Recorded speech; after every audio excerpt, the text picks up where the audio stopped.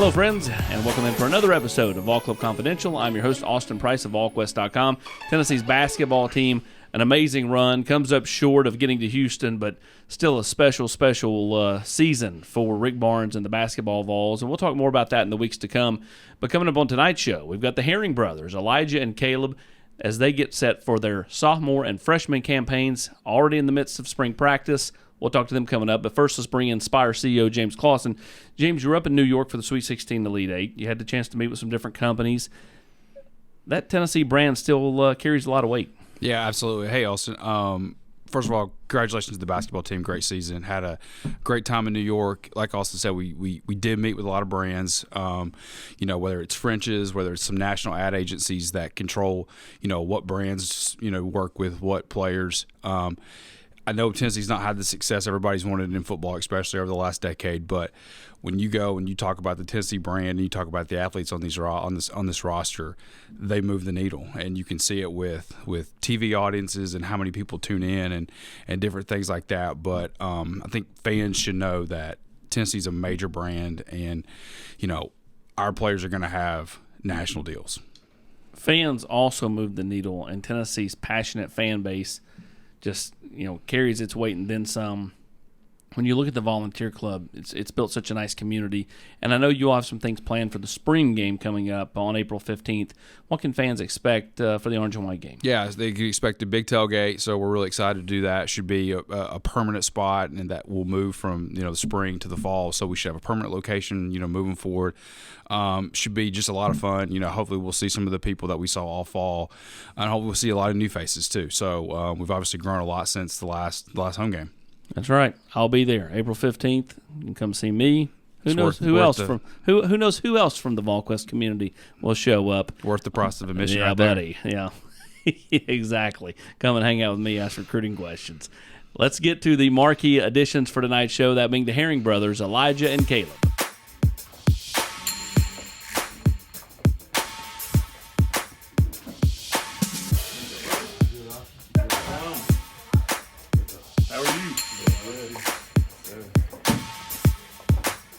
Guys, you've been without each other for the last year. No, you all were inseparable since Caleb came along, and then this past year you were up here and you were still down at Riverdale. How hard was it last year, not being with each other every day? I'd say it was kind of a struggle. I mean, being with them every single day. I mean, we did everything together. Yeah. We worked out together. We trained, played, everything. It was weird at first, but I mean, that's just life. I mean, sometimes you're gonna go without the person that you see every single day. So I mean, at first it was weird. It was a tough adjustment, but I mean, once that second month hit, third month, I was like, all right, this is just regular. And at Riverdale last year, once he had left, it was tough at first. Then not having him around because I was used to him leading us and stuff. But I would say about 2 weeks. Yeah, 2 weeks passed. And then I caught myself starting to step up in that leader role, and from then, I just took over. I said the whole time, as soon as Caleb gets back to Elijah, Caleb's going to take off because you hadn't put on a ton of weight your senior year. You got here at 206. Now you're 230. I mean, they threw it on you in 6 weeks. Man, it was crazy. I wasn't expecting to put on this much weight, but. Yeah, then Ethan, he really helped me get my weight up. He told me the type of things to eat, and Riverdale. I mean, not Riverdale, but Tennessee. It's they don't really tell you what to eat. It's they make it your responsibility to go down to Smokies, and just make it your responsibility to put on the weight. How much did having him back around help you though? Just kind of. I mean, I'm not saying you were distracted, but at the same time, you didn't have that kind of old, reliable guy that was kind of in your ear saying, "He had big brother." Yeah, because at Riverdale, it was Riverdale. I mean, the coaches and players, they were always tough on me, but at the same time, I needed that person that would push me and not be a yes guy. People there always say I'm doing the right thing, but he would notice the little things and tell me I need to do better. How much have you enjoyed the last 6 weeks? And at the same time, also understanding, Miss Tiffany, your mom, no longer has you all at the house. So I mean, you both are gone, so it's nice, but it's also probably pretty little hard to be away from mom to a degree. Yeah, it's a struggle for me because I feel like I'm a mom's boy, but I feel like I'm also a dad's kid too. But yeah, it's just a struggle, like, because you always thinking about them, like what they doing, like are they safe, their whereabouts and stuff like that. But I just feel like we just got to get used to it. And yeah, having him around, I said the first 2 weeks were tough, man. I was homesick. I just wanted to go back home. Then I haven't got him to take me back home one time, but just having him around like really helped me get adjusted because like since everybody knew him, they knew who I was, so everybody took me in as their family. Yeah, once I got away from my mom. When did you both realize you could play football at this level? Well, personally, me, I've been known. I knew since I was since middle school, since 6th grade, because that's when stuff really started going up. That's when I had probably one of my best years of football in rec league. So after that, I was like, yeah, I can go to the league. That crazy. I can do something after this. But I noticed that he could go to the league. It's his 8th grade year. Yeah.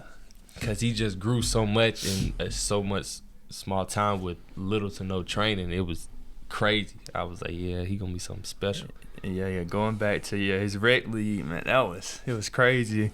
Cause I remember when he would defensively, offensively, because you kind of play both sides of the ball at that. I age. had an X on the back of my helmet, so that means I had to be an O-lineman in the D-line. I couldn't play in the skill position.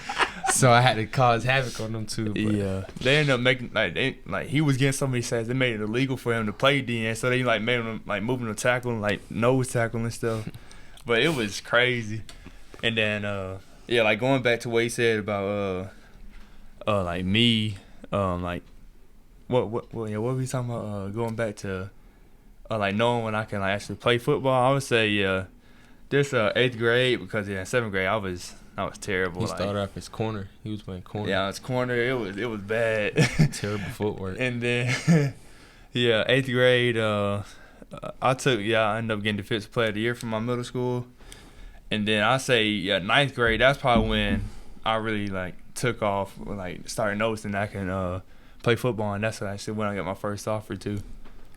Tennessee, they started recruiting both of you guys, but I remember when this current staff got here. Yeah, they was on they got on you hard, and they turned the heat up on you pretty quick. And I remember getting a call, and they're like, "Hey, how tall are you?" Because they were watching a video that you and I did. It was back that first summer of COVID, and you got together with Dallin and Cam and a bunch of those guys in Nashville with Banks. Yes, sir. And you and I did that video interview, and they were trying to judge how tall you were based off of me, And so all of a sudden they were like, "Oh, you're that tall," and they could see how much bigger you were than I was, at least height wise. I've got the gut, you don't. But either way, they started turning the heat up on you. Mm-hmm. When did you kind of know or notice, man, they're making it hard, and I really kind of want to go there? It was really that was junior going into going into senior year. Yeah, it was probably the beginning of the season. They would text almost every day. Coach BJ would call, Coach Eck would call. Would talk to Coach Hype and them just almost every single day of the week. And then they would come down to visit. And then I knew I was coming here after my official. That was probably the best week I had up here. It was just great. Everybody showed love. It was great. So yeah, I want to say the beginning of the senior year, I knew I was gonna come. And then once he got here, everybody just de facto, oh, he's going too. And so then you've got to battle that, right? You want to be your own guy. Yeah. You want to have your own recruitment. How hard was that? Because everybody just assumes you're going to go here because of your older brother. Nah. And even if you like Tennessee, you don't want to give it too much credence because everybody just automatically assumes. Yeah, because I wanted to do kind of do my own thing at the time. I said, beginning of my it was after my junior. No, it was during my junior year. Yeah, it was before your junior year when he committed. Yeah, before, yeah. But it was when he committed and stuff, people would just blow my phone up saying, Caleb, they're saying it's your turn now. But they're kind of making it hard for my recruitment to blow up. And I was like, dang, yeah, you got a bunch of schools that didn't offer that would have offered. but they just assumed again that you were going to go here because Big Brother. He already won. had that crystal ball. Yeah. And then the spring ball arrived, and then that's where my recruitment like really blew up. So, like coaches they'll call me left and right, and like with Tennessee, like the only difference with Tennessee is like they want to talk to me about like football. They actually talk about family, and like family is huge when it comes to like recruitment and stuff. And this like seeing like how the coaches were and stuff, and seeing how the players were too, and seeing how they brought Elijah in. That's what made me commit. How much do you hate the crystal ball? Man, the crystal ball, like I did. If I'm being real, like I did not like it. Cause I do just do most prospects not like it? a lot of prospects don't like it. Nobody like it. Yeah. It kind of gives it away. Yeah, I don't like it either. Kind of take me through, your relationship. What do you most admire most about Elijah and vice versa? I'll say, just how he pushes me, and then how sometimes he's like he knows when to be serious, but at the same time he knows like we can play around it like at the same time. But just seeing how he's changed as a character, see how much he's matured, and from his senior to freshman year last year, it was crazy. But just seeing how he grows and how serious he takes the game. Caleb, he can just the way he takes coaching is a weird way. It's like I used to coach him up back in high school, like telling him what to do and stuff. He would get mad at me, but he would also like he would do it. He would do it. So listen. I'd be like, all right. So he listened to me, and then just how he just works. I mean, he hard worker. He knows the little details. I mean, he's been knowing how to do pass rush for a minute, and he just he loves the games. Like every time I'm seeing him, he's either watching film or when we was driving back from Atlanta from spring break, he had his notebook sitting on his lap, just studying the playbook. I'm like, yeah, he trying to get there. But that's why I love about him. He just wants to get better and better each and every day. Elijah, and not that Caleb's not, because he is, but Elijah is one of the most like mature, well-spoken guys I've ever encountered in recruiting. But between the white lines, a trash talker and fierce, and to the point that I had a coach call me last year, early in the year, and they said, "Man, like Elijah's such a nice, well-mannered kid, but he went down the first game on kickoff," and I was like, "Who is that kid?" Yeah, Tiffany had to have a little conversation with him after seeing all that. Yeah, it was crazy. BJ, he be telling us, he was like, you gotta switch it as soon as you go through them white lines, because you got people trying to take stuff from you, trying to take everything from you. So you gotta be able to know how to switch it on and switch it back off. But I don't like to show that side sometimes. I like to keep it peaceful around everybody, show love to everybody. When did you realize you had that ability though to turn it on and turn it off? Yeah, that for a minute. I feel like I've been able to do it since Little League. Cause I mean, my dad made me into a trash talker. Cause one time I used to be soft. I used to be real soft. Cause I was bigger than everybody. I didn't want to hurt anybody. He was like, up. yeah, he would call me out. He fussed at me on the field. I'm over there crying. And one day I was like bumping, man. Threw a kid out the way, made a tackle, and ever since then I've just been like that. Been able to switch it on and switch it off. Cause my mom, she brings out that like soft side in me. She makes sure everybody's taken care of and stuff. And our dad, he the provider, of course. So he just brings out that grind and be able to get yours and be able to work for it. What's Miss Tiffany mean to you guys? Man, that's She's the hardest worker I've ever been around. She gonna, if there's no way, she gonna find a way to make something happen, any type of way. I mean, I don't know, words can't explain it. She's just everything to us. She's always there for us. Yeah, she if you got to talk about something, she like the only person I can talk to about anything. If you got to talk to her something, I'm gonna talk to her. If I need something, I'm gonna call her. She'll call out of nowhere. She'll come down, man. If we were in New York right now, and I told her that I needed her to come up, she'll, bam, on the way. But yeah, I want to say, she really the glue to everything. And our dad, he's able to hold it. So she really keeps everybody together, keeps everybody in the right mind and stuff. Cause mental health and stuff, everybody goes through that, and she just keeps you going. So if you text her right now and say we need toots, she'll bring it. Yeah. But we don't like them wet wings. You knew that was coming at some point, Caleb. Yeah. For those that don't know, Toots is a place in Murfreesboro, and I love to go there when I go visit my sister-in-law and go to eat.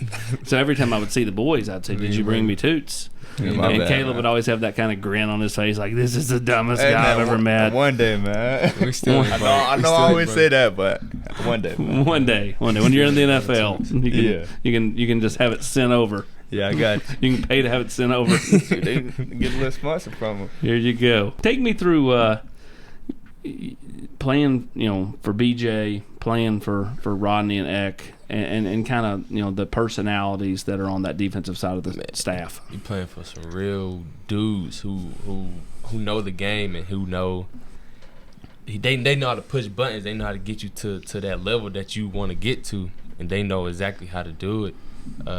They know how they tell you. So they start off every meeting with a life lesson, talking to you about life.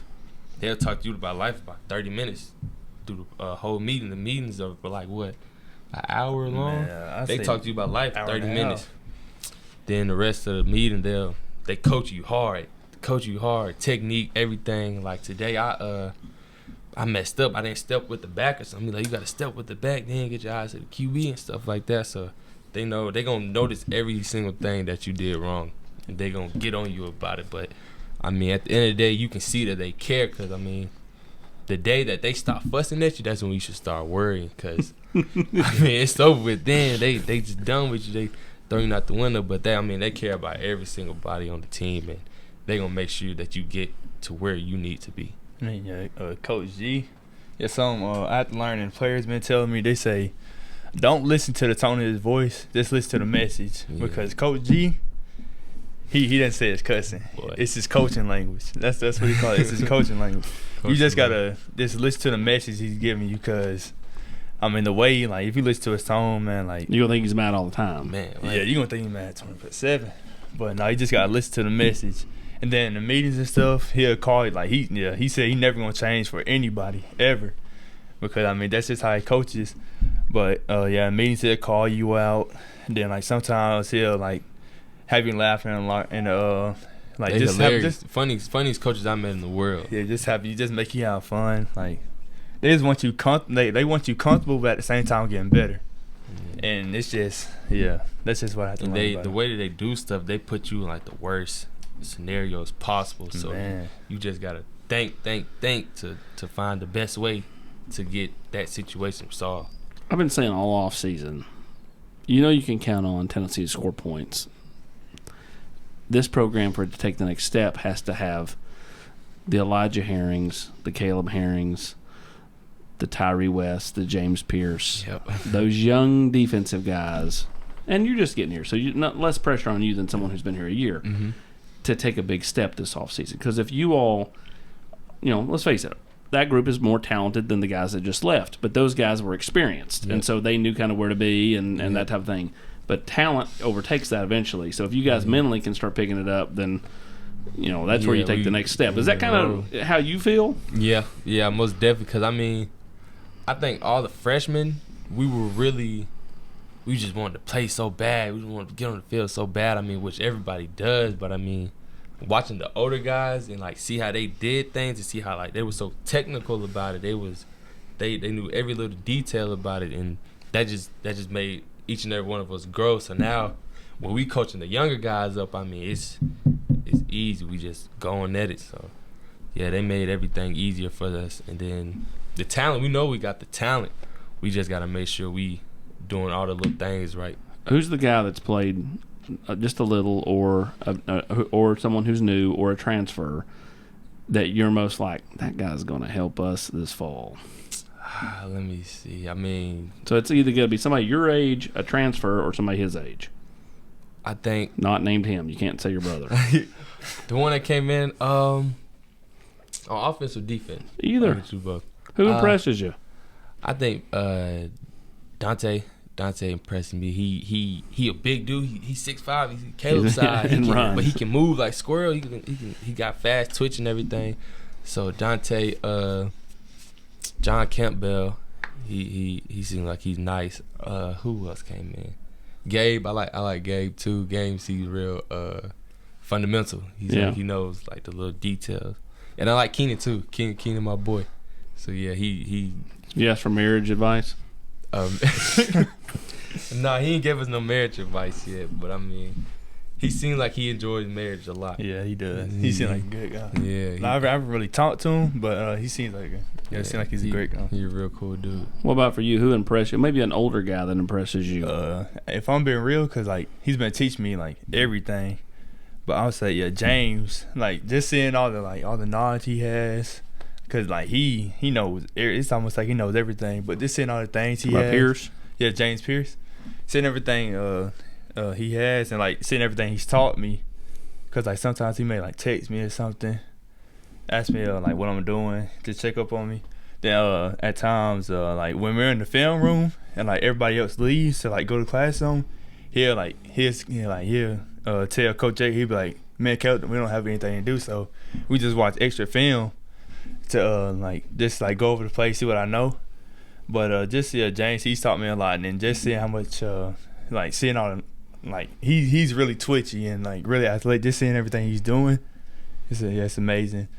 And then like that whole Leo room has been teaching me a whole lot. So the Leo's a freak. Yeah, and then it's like the freakiest room. They're probably the freakiest position room ever. They got guys 6'5" running 4.4s and jumping 30, 40-inch verticals. They some athletes. And it's like the thing is like we're all young too, so we just gonna continue to get better. And then with Chadavian coming in too, he's gonna be adding on to the room. Did you tell him to get ready to put weight on? Because I mean, he's smaller than you are. Yeah, you have you always had the frame though. Like I mean, that's one thing anytime somebody talked to me about your weight, I'm like, don't worry about him at all. His frame is, I mean, he'll throw on 35 pounds and still look like he does now. He's skinny mini over there. That's the thing. David Hobbs, like he always talks about that. He always makes fun of me, but he still called me stick man. Because like I don't look like, he said I look 205, but when he like, cause like after lunch and stuff, after we eat, you go weigh. we always go to the locker room and weigh ourselves, and he's like, I can't believe it.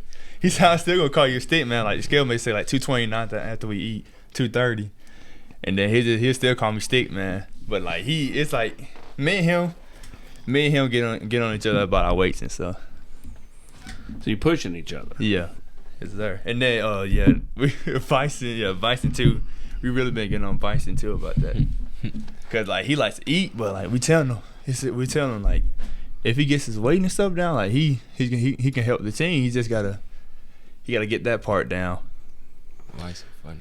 Yeah, he is funny though. Biggest funny. Character on this team is who? Biggest character, I don't know, man. You got a bunch of different personalities. John Slaughter. John Slaughter funny. That joke is funny, bro. I'd say my top 3 biggest personalities probably Tyree West. Yeah. That's probably one of the funniest dudes on the team. Tyree West. Who else? Man, it's hard. Spraggins. Spraggins. Yeah. Sprags. He hilarious. And then who the last one? Who can I say? Man, it's hard. That's all I'm saying. It's hard. Cause like a lot of them jokes, they funny. I want to say, I'll just say them 2 right now because it's hard because everybody in the locker room hilarious. Yeah. No, I want to say Tyree West, Sprags, and Kamal. Yeah, Kamal. Yeah. Kamal. I'm telling you, get to know Kamal. Man. That joke is hilarious. For real. Best rivalry for Riverdale's who? Is it Oakland or is it Blackman? We'll say Blackman right now. Blackman, because we beat them. We don't like them at all. We beat them, but like we don't like them. Like, because after we beat them, they still talk trash. If you went to Riverdale while we was there, we hate Blackman more than we hate Oakland. Yeah. Is that because you never could beat Oakland? And then they don't like Oakland. Let's call it what it is. They would talk trash on the field, but after everything be cool. With Blackman there. Yeah, they just keep it going. That was a hate. That was a real deal hate over there. And y'all are side by side, the lines. You can be from one score to the other, and No time. Yeah. That was like a 10-minute drive to Blackman? Like 15 minutes. 15-minute drive. Best local eating place in Murfreesboro, I swear. Metro Diner. Yeah. And Metro they got Diner. the best chicken and waffles. Fried chicken and waffles. Better than Clearview? I never had Clearview. Are you kidding me right now? I say it's better than First Watch. No. First You Watch guys is like terrible. you guys like Koji Express? It's that's Noah. That's our oldest brother. Koji. Koji, Koji good. Yeah, our oldest brother. He loves that place. Yeah, I said Metro Diner still for me. Yeah, Metro Diner. In Mexico, Topeka. Oh yeah. They have like birria tacos that really good. Best uniform combination. What I did with that visit, my last visit, I like that black on white. Black on white.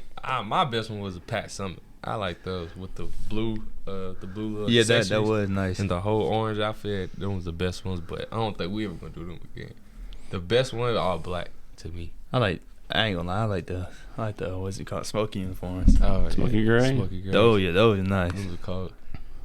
We turned up in them For in the real. Smoky gray. When you boys were growing up, what did you guys enjoy doing? Not athletics.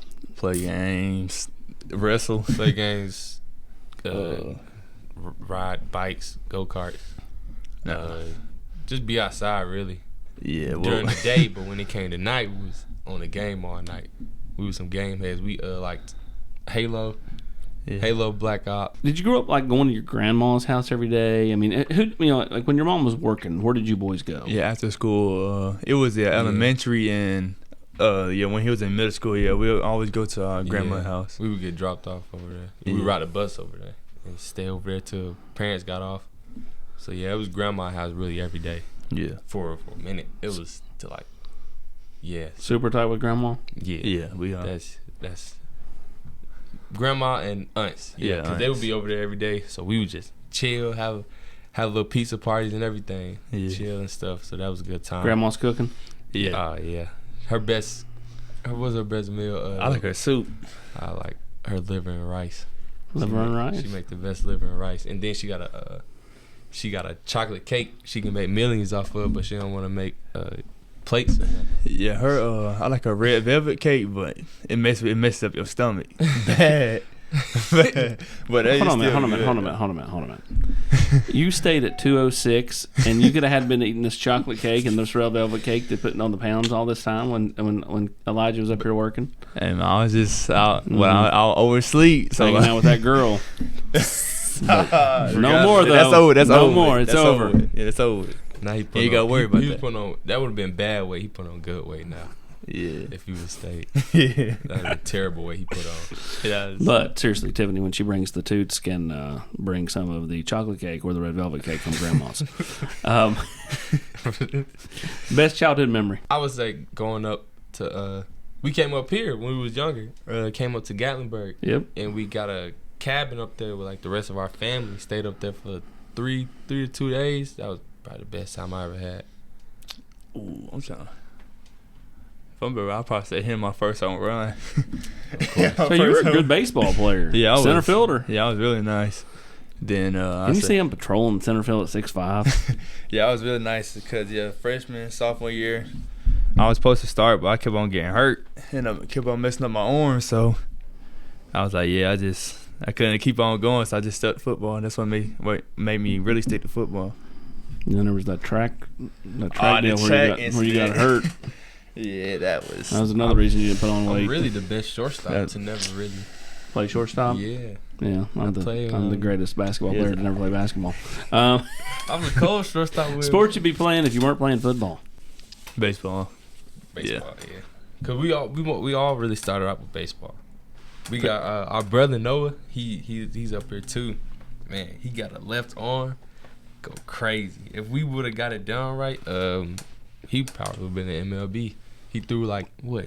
It was like 80, like 87, 88. Like when his arm was like healthy though, it's like 89. He had a mean curveball. He had some crazy changeups forcing. Man, his changeup was nasty. He was nasty. Yeah. But he was nice. It's just his arm started messing up on him. Yeah, if we didn't play football, we would most definitely be in baseball.